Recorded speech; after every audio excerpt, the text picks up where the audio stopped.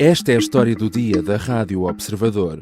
O Benfica corre o risco de ser suspenso das competições desportivas?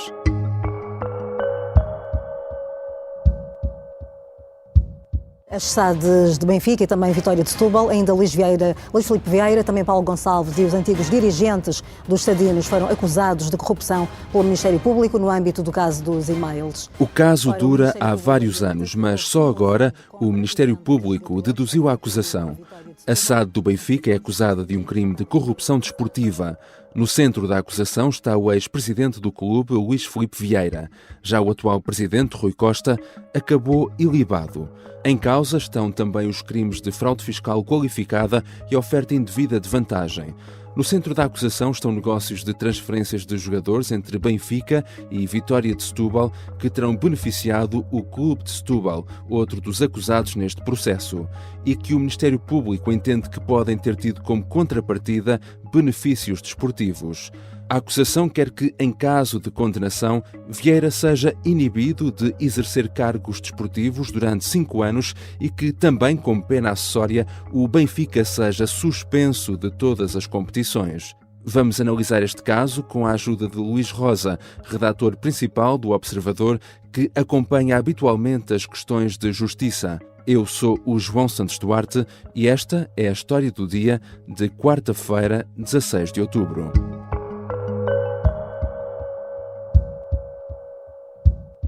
Bem-vindo, Luís. Olá, João. Luís, este é um caso já antigo. Recorda-nos o que é que está aqui em causa. Bem, a acusação pode ser explicada de forma muito sucinta nos seguintes termos. Luís Filipe Vieira, Paulo Gonçalves, ou seja, Luís Filipe Vieira, presidente do Benfica, Paulo Gonçalves, assessor de Vieira, e a Benfica SAD, enquanto pessoa coletiva, foram acusados de corrupção desportiva por factos relativos a um período entre 2014 e 2022. Grosso modo, o Ministério Público entende que tem prova sólida, e aqui parece-me de facto uma prova sólida, de como o Benfica pagou dívidas do Vitória de Setúbal ao longo de várias épocas, através da contratação simulada de vários jogadores de futebol. Era uma forma, se tu quiseres, e o Ministério Público diz mesmo essa expressão. Contratação simulada, como é que isso funciona? O que é que... Vou dar um exemplo para perceber melhor. Há um caso, por exemplo, de um jogador que é alvo de 3 contratos de direito de preferência sucessivos e redundantes, ou seja, o Benfica, por exemplo, fez um contrato com o Setúbal em que ganhava o direito de preferência de todos os júniores, esse jogador fazia parte dos júniores, depois faz um contrato de direito de preferência sobre 4 ou 5 jogadores que eram júniores, logo estavam abrangidos no primeiro contrato, e finalmente, no terceiro caso, faz um terceiro contrato de direito de preferência sobre um dos 5 jogadores que anteriormente tinha feito no segundo contrato e que também estava incluído no primeiro. Ou seja, são contratos redundantes. E é por isso que o Ministério Público diz que estes contratos e outros eram uma forma de injetar dinheiro no Vitória de Setúbal. O Vitória de Setúbal estava com muitas dificuldades financeiras, tinha que cumprir não se chamava assim, mas hoje em dia é um termo que os adeptos de futebol conhecem, tinham que cumprir o fair play financeiro, vamos supor, ou seja, não podia ter dívidas, não podia ter, e tinha muitas dívidas, à Segurança Social, ao Fisco. Então esta injeção de dinheiro do Benfica no Setúbal permitia-lhe pagar salários em atraso, dívidas ao Fisco, dívidas à Segurança Social. No total, o Benfica terá injetado cerca de 1,6 milhões de euros. Ou seja, o Ministério Público entende que o Benfica tinha interesses dependentes do Vitória de Setúbal. Porquê? Porque concorria no mesmo campeonato profissional de futebol. E que tal facto, agora vou citar o despacho de acusação, seria suscetível de trazer à Benfica SAD vantagens de diversa natureza a favor das pretensões e interesses do Sport Lisboa Benfica SAD e que poderiam, volto a citar, poderiam satisfazer objetivos ao nível dos resultados esportivos. Fim de citação. Ou seja, estamos aqui perante um raciocínio de prova indiciária. Não há um facto concreto de adulteração da verdade esportiva imputada ao Benfica. Dito de outra forma, não há um jogador que tenha sido aliciado, um dirigente do Setúbal que tenha falado, por exemplo, com um jogador... Não há provas disso, não há nenhuma referência sequer. Sim. Há um raciocínio meramente jurídico de que, como o Benfica tinha influência financeira sobre o Setúbal, então há o raciocínio jurídico de que, então, se o Setúbal precisasse de beneficiar o Benfica perdendo o jogo de propósito, isso poderia ser feito. é um raciocínio de prova indiciária. E é por isso mesmo que o Ministério Público pede uma pena acessória de suspensão das competições profissionais para o Benfica e uma pena acessória de proibição de exercício de funções de dirigente para Luís Filipe Vieira e Paulo Gonçalves. Já vamos falar dessas penas acessórias. Para já, neste despacho do Ministério Público, há vários acusados, mas à cabeça surge aqui então o ex-presidente do Benfica, Luís Filipe Vieira, não é? Sim. Eu diria que este caso, como muitos outros que envolvem o Benfica, aliás, o despacho de encerramento de inquérito, no despacho de encerramento de inquérito, o Ministério Público arquivou muitas suspeitas. Houve muitas notícias que falaram esta terça-feira do chamado caso dos e-mails. Eu confesso que li o despacho de acusação e o despacho de encerramento de inquérito não vi nenhuma referência ao caso dos e-mails. Este é que sim é um caso que reuniu praticamente todas as situações de suspeita de corrupção desportiva que incidiam sobre o Benfica. E muitos destes casos têm a ver com a forma como Luís Filipe Vieira geria o Benfica. Vieira tentou imitar Pinto da Costa na forma como se devia gerir um clube de futebol, tentando nomeadamente ganhar uma grande influência sobre outros clubes mais pequenos, seja através do empréstimo de jogadores, seja através até de injeções financeiras, enfim. E, portanto, é essa espécie de influência que é questionável, uma influência que pode levar, de facto, à adulteração da verdade desportiva, mas isso é provado num processo criminal e precisa haver factos concretos, o que não me parece que neste processo isso exista, mas foi essa forma de gestão de Luís Filipe Vieira que levou a muitas investigações. E esta investigação, por exemplo, no que diz respeito à fraude fiscal, é sólida. Ela é sólida, de facto, porque é um dos crimes, não é? Portanto, temos corrupção desportiva, não é? Fraude fiscal é outra situação. Já vamos voltar à corrupção desportiva, mas agora concentrando na fraude fiscal. Como houve aqueles contratos simulados, nomeadamente houve injeção de 1,6 milhões de euros do Benfica na vitória de Setúbal, o Ministério Público considera que houve uma vantagem patrimonial, essa vantagem patrimonial de 1,6 milhões de euros para o Setúbal, mas que o Benfica também obteve vantagens patrimoniais ilícitas, em termos fiscais, no total de 900 mil euros em sede de IRC e de IVA. Grosso modo, estamos a falar de custos que não deviam ter sido apresentados como tal, e foram. Porque os contratos não eram reais, eram contratos simulados. Agora, há aqui também prova foto sólida em relação às transferências bancárias, e aqui sim, este caso da fraude fiscal qualificada é um caso que tem realmente pernas para andar. Só para dar outro exemplo, não tem nada a ver com o Vitória de Setúbal. Há outras situações que levam à acusação contra o Benfica de fraude fiscal qualificada e que tem a ver, por exemplo, um caso clássico de conflito de interesses, que era isso que era a gestão de Luís Filipe Vieira. Era muito insensível ao conceito de conflitos de interesse. O próprio Vieira é suspeito no principal processo, que é o cartão vermelho, no qual foi detido e no qual também perdeu a liderança do Benfica, é suspeito precisamente de ter desviado dinheiro do Benfica. Como? Porque vendeu os jogadores a um empresário de futebol com quem, enquanto ele, Vieira, com o gestor civil, tinha relações comerciais, ou seja, vendia-lhe casas. Portanto, isso é um caso típico de conflito de interesses. E aqui neste caso também tens outro, que é um scout do Benfica, ou seja, uma pessoa contratada pelo Benfica para descobrir talentos no Brasil, depois de descobrir esses talentos, era também ao mesmo tempo empresário de futebol, ou seja, descobriu o talento e depois vendia o jogador ao Benfica. Portanto, isso levou também à simulação de uma série de contratos e também segundo o Ministério Público, a factos indiciários relacionados com fraude fiscal qualificada. Já regressamos à conversa com o Luís Rosa, redator principal do Observador, que acompanha habitualmente as questões de justiça. Na segunda parte vamos perceber porque é que o atual presidente do Benfica, Rui Costa, foi ilibado, e vamos também contextualizar este pedido de pena acessória do Ministério Público de suspensão do Benfica das competições desportivas.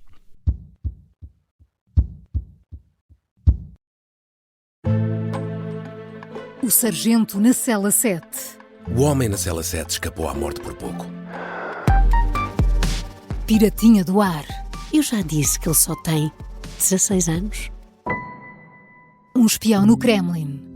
Esta é a história escondida de como Putin montou uma teia de poder e guerra. O encantador de ricos. Todos queriam estar com ele. Todos queriam ser vistos com ele. E todos queriam fazer negócios com ele. Operação Papagaio. Dão-lhe a entender que o melhor é que também fique calado. Matar o Papa. Crono não está só disposto a matar, também está disposto a morrer. Um rei na boca do inferno. A mansão da boca do inferno está cheia de espiões e informadores, por dentro e por fora. São histórias que fazem parte dos Podcast Plus do Observador. Pode ouvir no site do Observador, nas plataformas de podcast e no YouTube. Podcast Plus é mais do que um podcast. Estamos de regresso à conversa com o Luís Rosa. Luís, na tua análise há aqui também várias questões que se podem colocar na solidez desta acusação. Que problemas são esses que vemos aqui? Bem, é verdade que há prova forte em relação aos contratos simulados, muitos deles redundantes, como ainda há pouco falamos. E também das respectivas transferências bancárias entre o Benfica e o Setúbal. Ou seja, a influência financeira do Benfica no Vitória de Setúbal está consolidada, não há dúvida nenhuma sobre isso.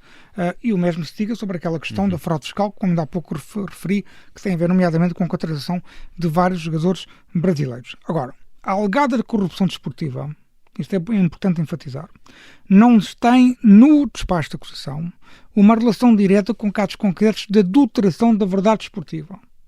Seja nos jogos, ou seja, não há jogo... Mas não são referidos casos, exemplos, não são, o Ministério Público jogadas. Não identifica nenhum jogo, na acusação, enfatizo, não identifica nenhum jogo entre o Benfica e o Vitória de Setúbal, em que o Setúbal tenha perdido o jogo de propósito, para ser direto e claro. Isso não existe no espaço de acusação. Como eu expliquei há pouco, há um raciocínio meramente jurídico, há um raciocínio meramente indiciário. Houve esta influência financeira do Benfica no Setúbal, logo se o Benfica precisasse que o Setúbal perdesse, então ele perdia. Pronto. É uma realidade jurídica, não é uma realidade material. Bem, isso levanta problemas, porque o Benfica vai alegar certamente isso na fase de instrução criminal. E não me parece, sinceramente, que não possa existir aqui uma prova material dessa questão. O que é, vou constatar uma coisa, sem qualificar e sem sequer analisar, porque eu não li o despacho de arquivamento, li o despacho de acusação. O meu colega Bruno Rosário é que leu o despacho de arquivamento, mas no despacho de arquivamento são arquivados todas as situações concretas que têm a ver precisamente com isto que eu acabei de dizer. A adulteração de jogos da verdade esportiva em jogos do campeonato profissional de futebol. Os jogadores foram alegadamente aliciados, por empresários alegadamente ligados ao Benfica, mas não se comprovou essa ligação direta. Se é arquivado é porque não há provas. O Ministério Público entende que não há provas. Não há prova disso. Ou seja, não há prova de corrupção desportiva concreta. Não há prova da adulteração da verdade desportiva. Mas faz esta acusação. Por corrupção desportiva, e vamos ver o que é que vai acontecer na fase de instrução criminal. Não tenho dúvida nenhuma de que o Benfica vai contestar, e o Luís Filipe Vieira e o Paulo Gonçalves vão contestar esta acusação, requerendo a abertura da instrução. E na fase de instrução criminal certamente vão tentar produzir prova no sentido de que o crime de corrupção desportiva não está minimamente indiciado por parte do Ministério Público. Porque é também importante as pessoas terem sempre presente, e explicando muito brevemente, até um caso até chegar a julgamento, ainda há todo um processo, né? Processo de instrução. Sim, pode até nem...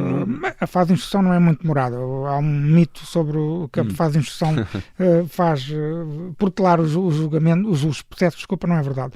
Geralmente, a maior parte das vezes é a fase de recursos e, noutras situações, é a fase de inquérito.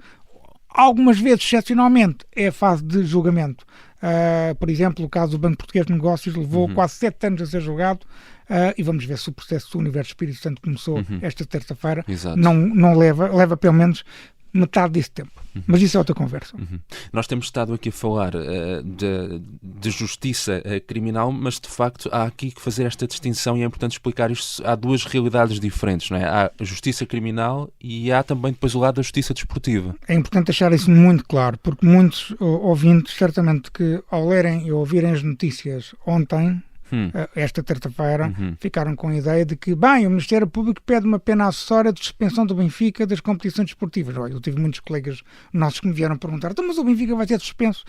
Nomeadamente sportinguistas. Mas não, o Benfica não vai ser suspenso. Neste momento isso não está em causa.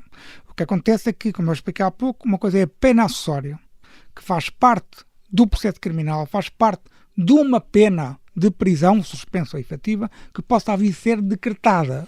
Ou seja, o Tribunal de Primeira Instância, se o caso chegar a julgamento, pode condenar o Benfica por corrupção desportiva e pode condenar o Benfica a essa pena acessória de suspensão de competições profissionais. Mas isso só é executado quando o processo transitar em julgado, ou seja, quando já não houver mais recursos. Pronto. Outra coisa é a justiça desportiva. E, portanto, uma coisa é a justiça criminal, os tribunais escrutinam o cumprimento do Código Penal, veem se as pessoas praticaram ou não praticaram crimes. Os órgãos disciplinares da Federação Portuguesa de Futebol escrutinam se o regulamento disciplinar das competições profissionais está a ser cumprido ou não. São duas realidades distintas e muito diversas. E para as pessoas perceberem, o poder disciplinar da Federação Portuguesa de Futebol é um poder público. Ou seja, a Federação Portuguesa de Futebol é uma instituição de utilidade pública. O Estado português delegou na Federação Portuguesa de Futebol, e por isso é que lhe dá esse estatuto de utilidade pública, não é a única razão, mas é também, delegou a organização de provas desportivas e delegou-lhe o poder disciplinar. Bem, ora, a Federação Portuguesa de Futebol tem todas as condições para, tendo noticiado esta acusação, chegar ao pé do Ministério Público e dizer assim: meus senhores, eu quero investigar a parte que me compete, quero investigar as eventuais infrações disciplinares. Portanto, eu peço uma certidão de tudo o que vocês têm, ou seja, uma cópia de toda a prova, vocês dão-me essa certidão e eu vou investigar aquilo que me compete. E depois tirar as suas conclusões. Se houver uma sanção, se houver uma infração disciplinar, o Benfica, por exemplo, pode ser condenado a uma pena disciplinar, que também terá que transitar em julgado dentro dos organismos desportivos. Qual é a pena disciplinar? É, por exemplo, a perda de pontos. Vários juristas de direito desportivo explicaram-me que não é a descida de divisão, é a perda de pontos. Mas seja qual for a questão, isso é um processo de justiça desportiva. E neste momento, a Federação Portuguesa de Futebol, o Conselho de Disciplina da Federação Portuguesa de Futebol, ou os órgãos disciplinares da Liga de Clubes, agora não sei dizer qual é o que tem competência para investigar já de imediato, mas quer um, quer outro, podem fazer isto que eu te acabei de dizer. Em nome do poder público disciplinar, que o Estado lhes delegou, podem chegar ao pé do Ministério Público e pedir uma certidão dos casos. Foi precisamente isso que aconteceu na Operação Apito Dourado. Tu deves recordar, João. Todos nós, enfim, que acompanhamos o futebol, nos recordamos do processo Apito Dourado. Foi exatamente isso que aconteceu. A Comissão Disciplinar da Liga de Clubes, na altura liderada por Ricardo Costa, que hoje em dia é juiz conselheiro do Supremo Tribunal de Justiça, chegou ao pé da Procuradora Maria José Morgado, que liderava a investigação, a coordenação das investigações do Apito Dourado, e pediu uma certidão. Abriu inquéritos e sancionou o Porto e a Boa Vista, porque depois essas sanções vieram a ser anuladas pelo Supremo Tribunal Administrativo, mas isso é outra conversa que não interessa agora estar aqui a explorar. Mas só para dizer, isso pode ser feito. E, portanto, vamos ver se a Federação Portuguesa de Futebol não fica de braços cruzados. Voltando a este caso, como é que o atual presidente do Benfica, Rui Costa, que na altura fazia parte desta administração, como é que acaba por ser ilibado nesta acusação? Bem, grosso modo, o Ministério Público, de forma bastante simples, o Ministério Público considerou que o Benfica era dirigido por Luís Filipe Vieira de forma centralizada e autoritária. Aqui o autoritário é um adjetivo meu, não do Ministério Público, mas que havia uma gestão muito centralizada e, portanto, era Luís Filipe Vieira que dava instruções sobre como é que estes contratos que estão aqui sob suspeita eram feitos ou deixavam de ser feitos. Obviamente, dando ordens a Paulo Gonçalves, que escrevia, até redigia esses mesmos contratos, que era o assessor jurídico, se o quiseres, que ele é advogado, e, portanto, estes dois, Luís Filipe Vieira e Paulo Gonçalves, são os únicos responsáveis por estes factos que estão aqui em causa nesta acusação. Rui Costa e também Domingos Soares de Oliveira, que era o CFO, o administrador financeiro do Benfica, os dois, de acordo com o Ministério Público, com a prova que o Ministério Público entende ter reunido, não tiveram uma intervenção fundamental nesta questão. Até chegaram nem sequer a assinar alguns contratos, mas seja como for, não estavam dentro do alegado plano criminoso, porque o Ministério Público imputa ao Benfica a criação de um plano criminoso com o Vitória de Setúbal. E dizem que o Ministério Público diz que o Rui Costa e Domingos Soares de Oliveira estava fora. O que não quer dizer que o Rui Costa não saia aqui beliscado. Obrigado, Luís. Obrigado, João. Até à próxima. Luís Rosa, redator principal do Observador, acompanha habitualmente de perto as questões de justiça. Esta foi a história do dia. Neste episódio, usamos ainda um som da TVI. A sonoplastia é de Mariana Sousa Aguiar. A música do genérico do João Ribeiro. Eu sou o João Santos Duarte. Até amanhã.